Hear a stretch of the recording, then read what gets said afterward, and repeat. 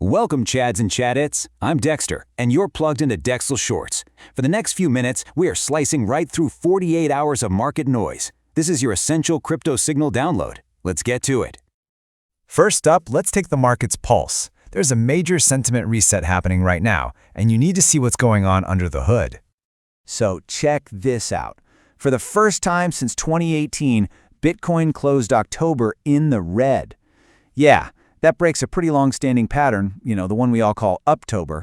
This is a significant crack in market confidence, and it tells us the sentiment is resetting as we head into a historically volatile November.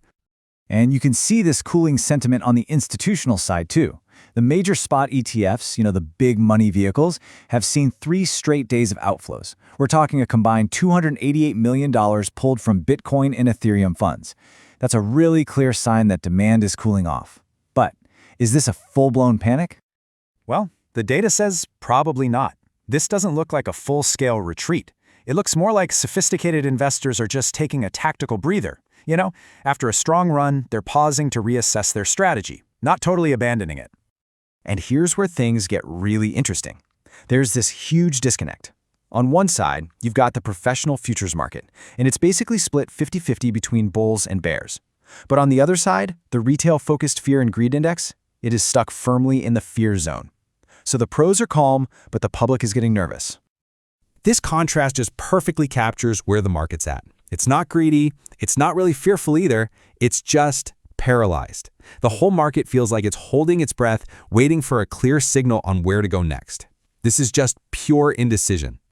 And speaking of retail, brace yourself for this number, 0.48%. That's it. That is the current share of total Bitcoin trading volume coming from retail. It's an unbelievably low number, and it tells you everything about who's in control now. This confirms a massive shift we've been tracking. So welcome to the institutional era of crypto. Retail investors are still here, for sure. They're a vital part of this whole thing, but they are no longer steering the ship, not by a long shot. Okay, so market sentiment's one thing, but the rules of the game? Those are set by policy. Let's look at how the new regulations are shaping what's next.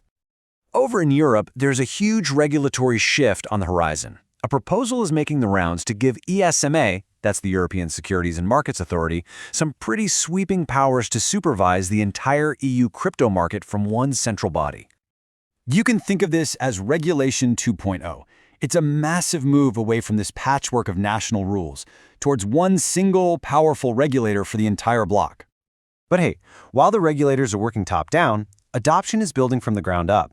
You've got legacy giants like Western Union prepping a stablecoin pilot for remittances, and over in Asia, Malaysia is pushing a 3-year plan to tokenize real-world assets. That's a huge leap into DeFi. So, while the rule makers set the boundaries, it's the builders who are actually creating the value. Let's look at the momentum we're seeing on the development front, because that's where the capital is flowing. And that momentum is being fueled by some serious cash. In October alone, crypto startups raised a staggering $3.9 billion in fresh funding. And this wasn't just 1 or 2 huge deals either. This capital was spread out across 83 different projects. That shows a massive injection of confidence across the entire space. So the key takeaway here is pretty clear. Even though the market's been choppy and moving sideways, that venture capital faucet is still wide open. It shows that the long-term conviction to build the next cycle's infrastructure, it's still incredibly strong. And all this building is leading to some real innovation. Take Solana. The platform Pump.fun just launched a spotlight program. It's a pretty fascinating attempt to bridge that gap between meme culture and actual functional businesses by highlighting projects with real utility. This is a sign of a maturing ecosystem. It's a great signal. All right, narratives fade, hype disappears. But you know what doesn't lie? Wallets. So let's close this out with some pure on-chain intelligence, the ground truth. Let's look at the whale migrations on the Bitcoin network. We've seen a massive 6,000 Bitcoin move out of Coinbase custody, and at the exact same time, we saw major inflows into Kraken and PayPal wallets. Come on, these are not random movements. This is money with a purpose. This is what strategy in motion looks like on the blockchain. These are deliberate reallocations. Large players are positioning themselves for their next move. Whether that's getting ready to sell, moving to different platforms, or just locking up assets for the long haul. custody is changing hands for a reason. And these moves aren't just in Bitcoin. We spotted a single wallet receive almost $36 million worth of ETH from the investment firm Galaxy Digital. And even bigger than that, a massive $273 million in USDT was moved out of Binance. This often signals a big private sale or a whale moving funds into secure, long-term cold storage. Finally, for all you XRP watchers out there, amid all the speculation about a potential ETF, Ripple just locked another 700 million XRP into its escrow. Now, this is a scheduled move to manage supply, but the timing is always critical, right? Because it directly impacts market liquidity.